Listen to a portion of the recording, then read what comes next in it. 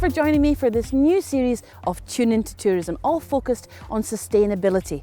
We hope to show you why it's crucial we're all playing our part in ensuring a successful, sustainable future for our industry, as well as answering some of your questions along the way.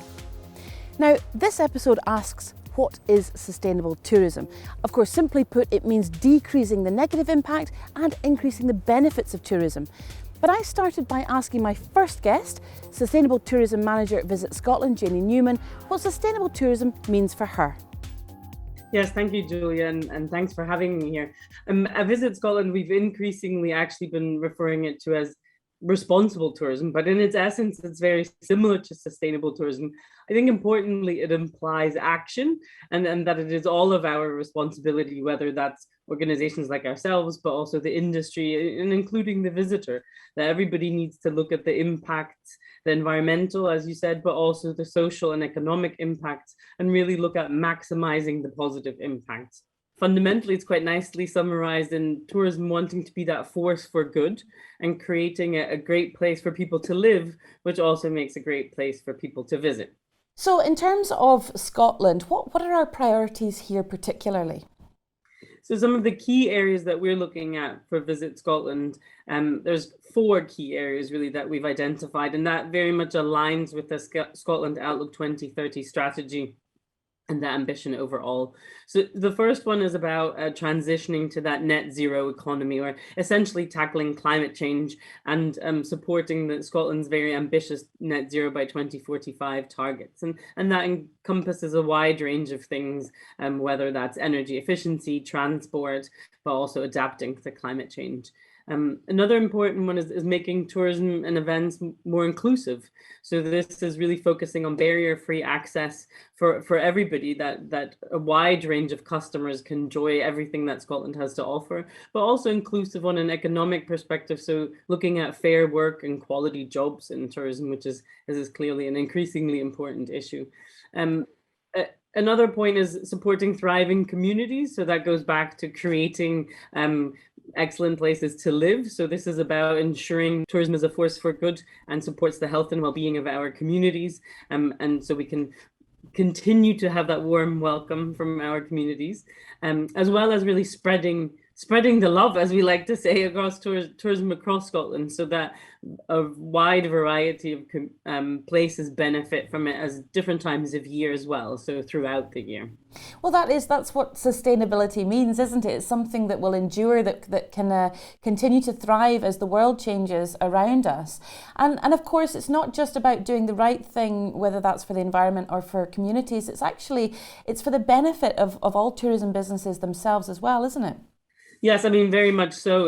I think we all need to realize that this isn't, we have a moral or ethical obligation, sure, but this is also very much about ensuring the success of Scotland as a destination for the future, and very much the businesses within it. So being a more responsible, sustainable business can really build a business's resilience and enhance that. Increasingly, it can save money. There's a wide range of benefits to do this, and long term, it is what we need to do to ensure that Scotland is that leading destination of the 21st century.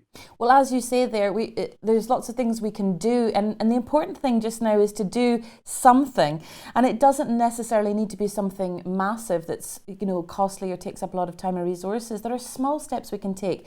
What are the first steps that tourism businesses could take, perhaps giving some examples across the sectors? So one of the examples that I usually start with regards to climate change, which seems like such a massive topic, and always like, well, where do I start? And often it's best to start to figure out, well, where are you now? So seeing it as a journey and thinking about, well, where am I now? Where am I going? And how am I going to get there? So spending time on figuring out, what as a business are you spending your money on? How much energy are you using? Are you reading your meters, looking at your bills? Maybe not the exciting things to do, but some really important things, and walk around your business and see, is the heating on and the windows open at the same time? Or are there lights on outside while in the middle of the day? So these are some really simple measures to get an understanding of of what you're currently spending your money and where your carbon emissions are coming from, and prioritizing actions from there. And you can get specific advice from the Energy Efficiency Business Service that can actually do this for you for free, and provide an action plan off the back of that. So that's always a great starting point, looking at carbon emissions. From an inclusion perspective, very simply, the work we've done has shown that a lot of people who have extra access needs really want clear information from our businesses, and that supporting hand, kind of that level of service that they can expect. So having an accessibility statement for your business, again, there's an opportunity to have an accessibility guide for free. Complete that, put that on your website, so all your visitors can get the information they need to come and visit you and enjoy your experience. And from supporting your community and also the protection and responsible enjoyment of our natural and cultural heritage, a lot of it is about promoting the information about your destination on your website, and work with other destination partners. So, make sure that you're open out of season, and can you work with other businesses in the area to showcase what the destination has to offer, that people will stay longer. So maybe say, oh, actually, I might stay 3 nights because I can see that there's all these wonderful attractions or nature walks and wildlife, all these things to see and do while I'm there. So really engaging business visitors in that slow travel aspects to help them slow down and enjoy the place that they're there for, and give them those hidden gems and tips on how to kind of treat the places in your area with respect. Well, absolutely. Well, we had a question which was sent in from Shannon at Cruise Loch Linney. How do we encourage visitors to leave their cars at their B&B, hotels, campsites, and use active or public transport? Well, this is a great example of once they're here. So there's things visitors can do in the booking process, but once they're on site is, I guess, providing them with information and in different ways. That could be a leaflet in the room, but also verbally trying the different channels, because sometimes they might listen to what you have to say. The more they can pick up more information. And with regards to leaving the car, I know some businesses, it's about saying, look what you can do from here, and creating little personalized itineraries. So almost like did you know that actually, you can do a lovely walk here for half an hour and then have a pub lunch, and provide them with ready-made kind of activities to do, and not just the bus timetables to say the number 100 comes every 20 minutes past the hour, but show them what they can do with those transport links if you have them available.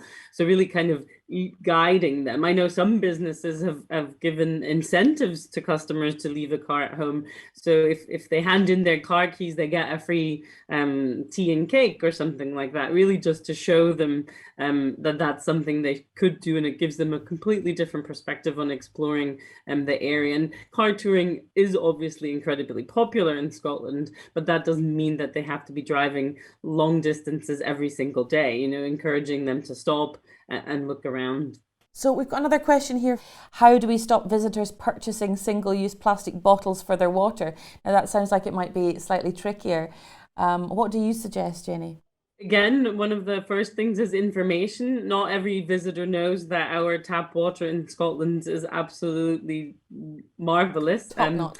Especially some of our international visitors may not be used to being able to drink from the tap, or maybe hesitant when they go abroad to do so. So providing that information, having a jug there for tap water and glasses, not providing plastic bottles in your room, can help. Actually providing visitors with refillable bottles that they can use while they're with you. Ideally, if you can brand them for your business, just in case they take them away, that they can use, and make them aware of refill stations that are available in the area, which Scottish Water has been setting up a lot of refill stations across Scotland, but also increasingly cafes and restaurants. And if you're one of those, do make yourself a refill station and put a little sticker in your window to say that it's okay for people to come in and ask for a top up on their tap water. So it's actually just providing information in the first instance, and that's not something that necessarily needs to cost anything. We've got another question here from Alison Jackson at Earn American Charters.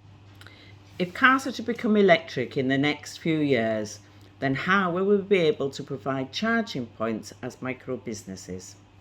And this is certainly a question that's come up quite a lot. Obviously, electric cars are a big part of hopefully the future for us, but they're still expensive, and actually putting in those charging stations is also a big expense for businesses, especially the smaller ones.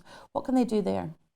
So there's actually some upcoming funding that's funding that's currently available in the top-up grant that's available to tourism businesses specifically to support them installing EV charge points. And quite often, especially for accommodation providers, it can be one of the slightly slower charge points where the car may be plugged in overnight and it might take 6 hours to charge. And those aren't as expensive as some of the really rapid chargers. And there's obviously a little bit of cost of the electricity that the business then either has to cover or can pass on to the customer. But at the moment, it can still be a point of distinction if you can offer that. But even if you can't install a charge point, make sure that you find out where your nearest public charge point is and promote that on your website. You never know, it might not be too far away in a supermarket car park or something. So the more information, again, you can provide on that can help attract customers. And one place to signpost businesses to is ZAP MAP, and they have a really good coverage of all the charge points and some great information on charging, on cars, on all things electric vehicles. Can you possibly tell us where exactly they can get information, where our viewers can get information about that funding? Because I know that's definitely something that people are always asking about as well. Yeah, so the Energy Saving Trust provides funding to businesses for electric vehicles and to electric vehicle charge points. So this is par for the course as standard at any point, and businesses could approach them and see the funding that's available. As a specific top-up piece over the next 3 months, we will be working with the Energy Saving Trust in order to provide some additional funding for tourism businesses. So again, if you approach the Energy Saving Trust for the business EV charge point funding, then you'll be taking advantage of that as well, and keep an eye out on visitscotland.org for further details as well. Can I ask, how much does that actually amount to in terms of for an individual business? What percentage of the actual cost is going to be, will they be able to find funding for? The Energy Saving Trust funds 50% up to 50% of your electric vehicle charge point. And with the top-up funding available now, that would be an additional up to £5,000. So businesses could get the whole EV charge point funded for, depending obviously on what type and how many charge points they want to install. But it's well worth their time looking into that. Yeah, I mean, if they could get the whole thing funded, that would be incredible. It would certainly make it an awful lot more attractive a proposition, I'm sure. And how much we've talked about, obviously, the businesses, what about the visitors? How much do they actually care about the hotels, the activity providers, the destinations themselves being sustainable? How important a factor is that? Yeah, it's interesting. And I think we have to consider that the consumers, we're all consumers, and everybody is so much more aware of some of these global issues, be that climate change or some of the other crises that we have going on. And through booking.com, some research showed that even through COVID, that since then 61% of travelers said that the pandemic has actually influenced them to want to travel more sustainably in the future. And a lot of consumers are aware of climate change, and they are prepared to make some changes in how they travel more off season, off the beaten path. They always like to choose more local food, local experiences. All things considered, it's undeniably that location of accommodation, price, and quality are still key factors for consumers to consider. But the more information you can provide above and beyond that on what you're doing as a business to be more sustainable, then you're allowing the customer to choose that option that really aligns with their values, and they can still relax on holiday, but know that all of that is taken care of. And there are some easy ways to promote that, again, providing information on your website or joining sustainable certification schemes that provide that independent badge to show what you're doing and give that level of credibility. Mm-hmm. Well, that's certainly something we're going to discuss a little later in the series as well, how you can do that and how you can really market your sustainable product to the customer. But what are some of the barriers that you've found that businesses have faced in trying to take those actions that they really want to make their business more sustainable, and how can they overcome them?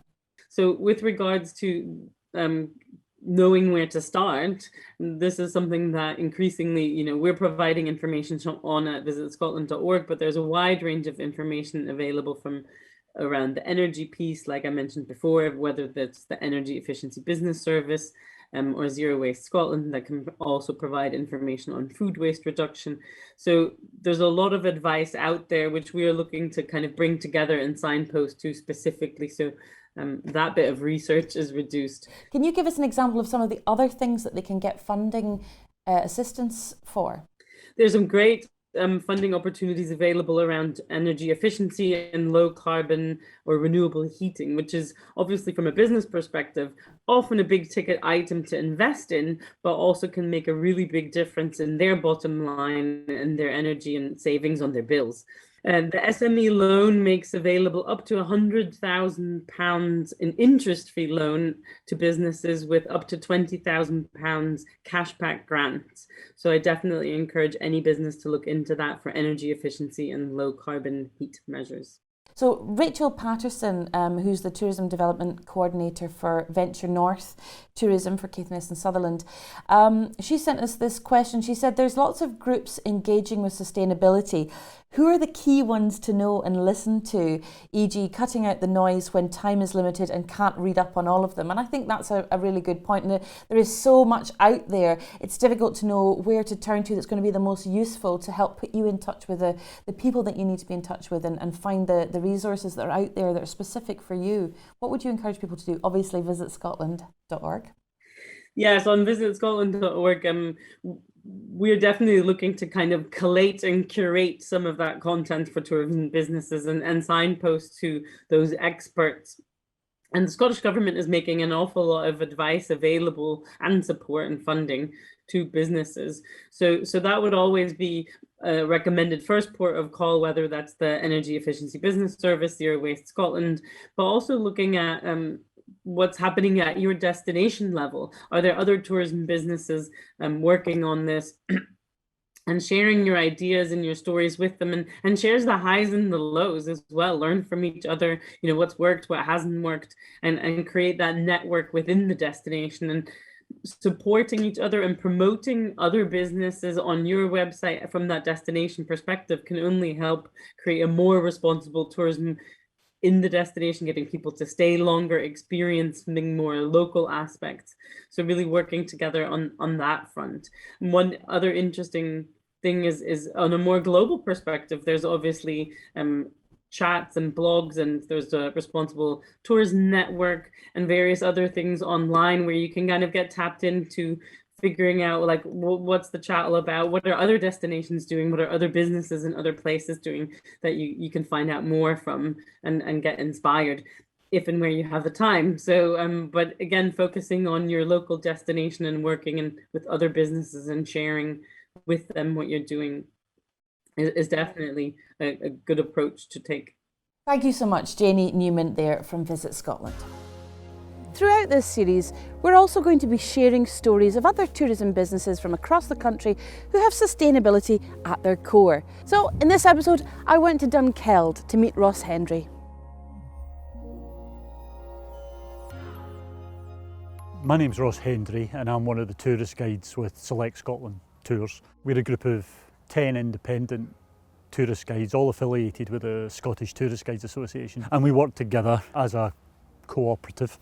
Helps keep the costs down. But we're all self-employed, we all work independently, but together we help market ourselves mainly to North American clients through travel agents and destination management companies based not just here in Scotland but also down in London and in North America itself. And it is almost exclusively small group tours, so 6 people and less.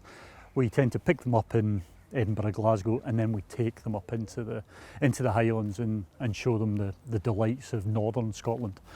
A sustainable product was something that we decided to develop. So we decided to sort of pool our resources, see what we had, and then we decided between us that we would start doing the Green Tourism Business Initiative, because that was some way of auditing it, bringing it together, and it showed that we were able to sell that product to the people who wanted to use it. So, but just by having that certification, if you like, we were able to market ourselves more strongly as a group than we ever had been individually, and it has worked very well over about the last 5 years. And it started with a meeting between ourselves where we discussed what we were doing and we sort of tabulated what we had in place. And then we had the first review with the Green Tourism Business Initiative, and they helped generate almost a tick sheet for us of things that we would need to demonstrate to show that we were doing it, and things we would need to start doing to make ourselves a more responsible operator and to offer a more sustainable product. The easiest bit was demonstrating that you're responsible. So training our drivers in fuel efficient driving. We used the Fuel Good training scheme, cutting down the driving where we didn't need to. So we stopped doing driving tours in cities. We only offered walking tours. That reduced the amount of carbon we were generating. And then rather than do individual carbon offset projects, we decided to use the Trees for Life project. And we've been with them for about 4 years. And again, it's nice and easy because when someone approaches you and says, can you show us your carbon offset scheme, it's a lot easier to point to that, and they can see how many trees we've planted last year and the year before and the year before that. So they were the big obvious kind of ones. The softer issues were a bit harder. How do you show that you're using other sustainable partners, other responsible vendors? And so you draw up a list of hotels, restaurants, attractions who are also showing that they are being responsible and sustainable. And by doing that, we were able to share it. And it's amazing, if you have 10 people exploring these options, you get a database a lot quicker than you do if it's just you yourself. And so we were able to do that, and by creating that, we were able to show that we were sharing a responsible and sustainable tourism in Scotland to the people who were wanting either to come or to the suppliers who were wanting to use us for the North American clients, and that's how we went about it. And it worked really well. Yeah, so it was about 4 or 5 years ago we started with the Green Tourism Business Initiative, and almost immediately we found that we're doing enough to get a bronze award. But we've worked our way up over a couple of years, and last year we were awarded the gold award. And after that, it was suggested that we sort of spread the message a little bit, and we put our name forward to the VIBES Environmental Business Awards, and we got a Best Practice Award at the beginning of this year, which was nice and reassuring. It showed that we were moving in the right direction, but they needed to see a bit more than just offsetting the carbon emissions, just more than training your drivers. So we had to sort of try and find a way of quantifying the other messages, other things we wanted to do. Some of it was simple, like encouraging the travel agents or the destination management companies to go with a paperless and ticketless itinerary.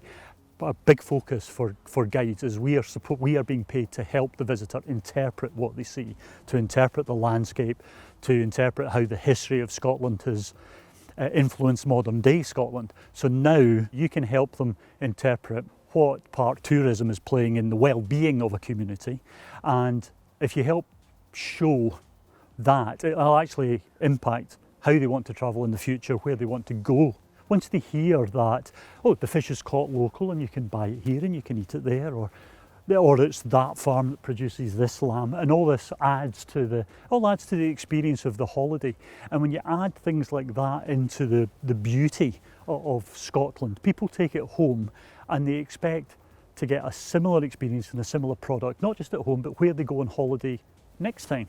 And so it's when they take that with them, the sustainable tourism industry in Scotland isn't just acting locally. It's not just me and my colleagues here in Scotland. We may be doing a little bit for sustainable tourism globally. So it's a nice industry to be in at the moment. It's a nice message to be spreading.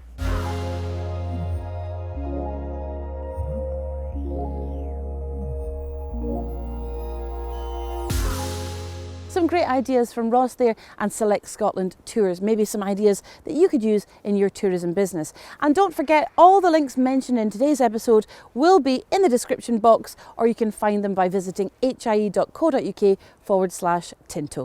Back to the studio now, and I caught up with Krista Buznia. Now, she's a sustainable tourism specialist, but is currently working as the head of marketing for Ecology, which is a company that helps individuals, businesses and organisations offset their carbon footprint by planting trees in the UK and around the world. I started by asking her what travel trends we're seeing emerging post-pandemic. Especially related to the pandemic and the fact that people have been locked inside and looked at screens for 2 years now. There's a real need for authenticity, nature, slowing down, and truly connecting with people, friends, nature.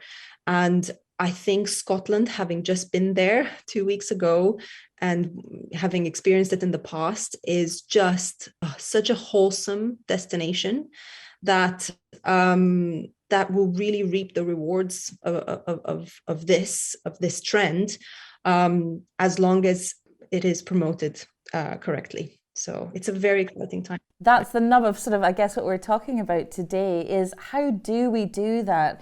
I guess it's understanding the new consumer and certainly what their new priorities are and how best to communicate what we're already doing and as well as the things that we hope to do in the future with them. What are the priorities? I think Scotland has done incredible work sustainability-wise, period, to date. I mean, we've seen that last year, 97% of energy was green that powered Scotland. So, and everywhere you go, you see electric transport. You see that a lot has been changed when it comes to the infrastructure to adopt new technologies, which is fantastic.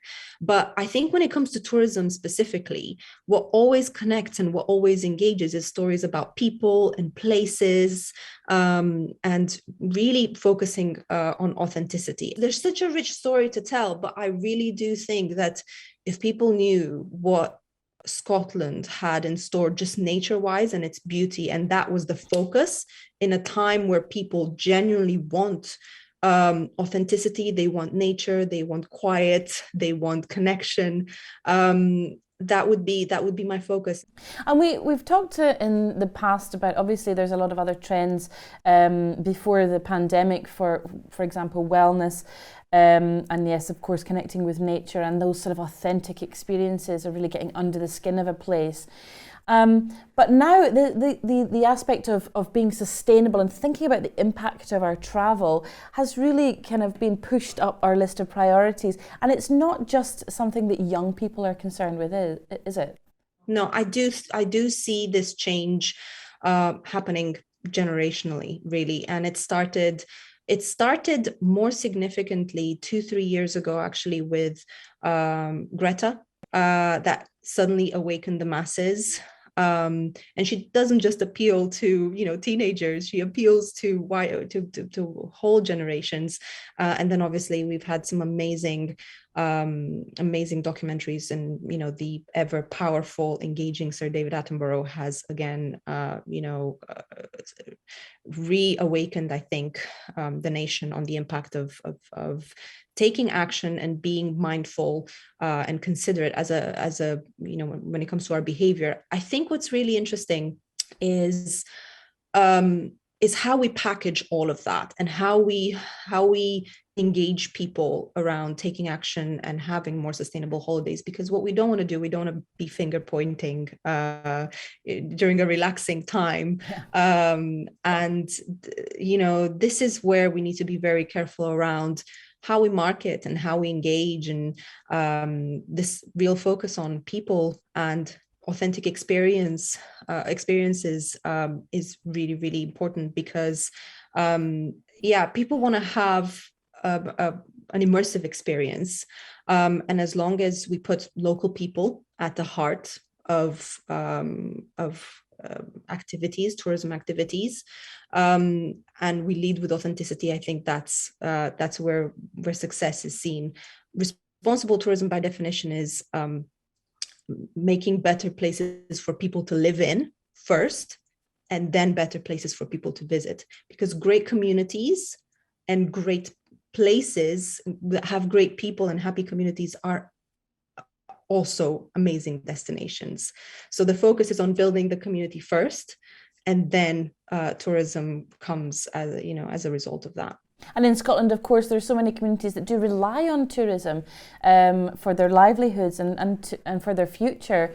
security, but it's doing that in a way that is sustainable. It's that word and also is what a community really wants for their future as well. 100%. So I think what I would recommend when we talk about marketing is being very careful about the language that we use. So instead of trying to use too much stats and data, as in this hotel has reduced X amount of, trying to be as evocative as possible, trying to use storytelling as much as possible, and bring it to life in creative ways. We see social media has a massive impact of this, and the use of video increases engagement for businesses by 30%. Using video storytelling as a small business or a large business, whoever you are, we all have the power now just through our phones to tell amazing stories about our business and highlight what we're doing sustainability wise. And it could be in how food is locally sourced. Food is always such an appealing, engaging, aspect to promote, or what authentic experiences are, or where the farmers market is locally, and what amazing people and characters you find in farmers market as part of the local community, and you continue building from there. There's such a rich story to tell about communities, and not necessarily just about the product. How important are the sort of sustainable credentials of a tourism business when people are actually initially looking and booking those trips? Is it something that's a key part of their decision-making process? It's more specific than that. It's not just about the badge, because people don't understand necessarily what sits behind the badge. But if people go into a breakfast room, they want to know where their food is coming from, and they're going to get really excited if they know it's locally sourced. And if that is communicated to them as part of a bigger program that sits behind a certification, then that's fantastic, and it's part of the awareness process. I think people are less concerned about, the masses are less concerned about certification, but more about the specifics to their holiday. Where's my food coming from? Single-use plastic, since a couple of years ago, that's a key arena where I think people are a lot more critical of businesses that still use it. So they're more aware, more focused on individual aspects of sustainability as opposed to the certification that sits behind it. Just before we let you go, Krista, can you give any examples of tourism businesses who've done a particularly good job of all the things that you've just mentioned in terms of really telling that story in an authentic way around what they're doing in the realm of sustainability?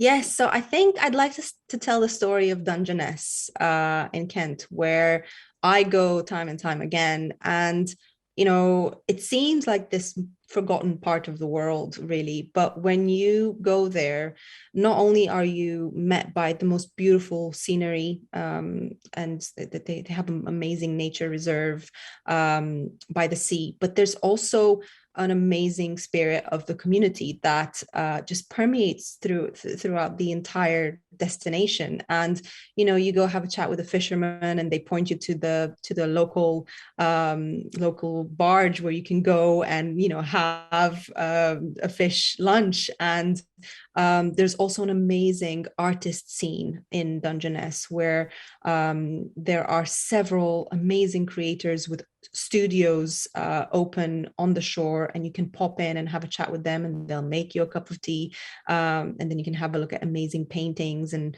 obviously it's all local. There aren't that many huge hotels there, but plenty of accommodation opportunities with smaller providers, and overall it's just the spirit of community that guides you from house to house, from experience to experience, that I find really, really rich and relaxing. And I think it's a true example of responsible tourism, because it puts the community at the heart.